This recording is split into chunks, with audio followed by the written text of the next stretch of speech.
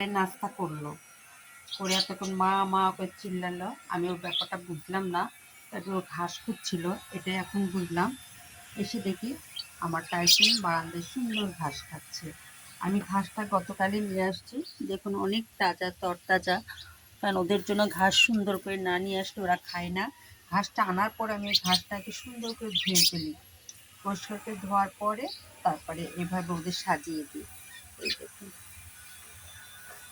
কি সুন্দর। সকালে এসে নাস্তাটা শেষ, নাস্তা শেষে মহাশয় এখন ঘাস খাচ্ছে। টাইসন, এই টাইসন, না সে আর তাকাবে না, সে এখন পুরা ঘাস খেতে ব্যস্ত। দেখুন তার ঘাস খাওয়ার সিস্টেমটা দেখেছেন? টাইসন কি হয়েছে মানে ঘাস খাচ্ছ? ওলি বাবা, হজম হচ্ছে না নাকি পেটের সমস্যা হয়েছে? হ্যাঁ দেখেছেন কি সুন্দর করে ঘাস খাচ্ছে আপন মনে।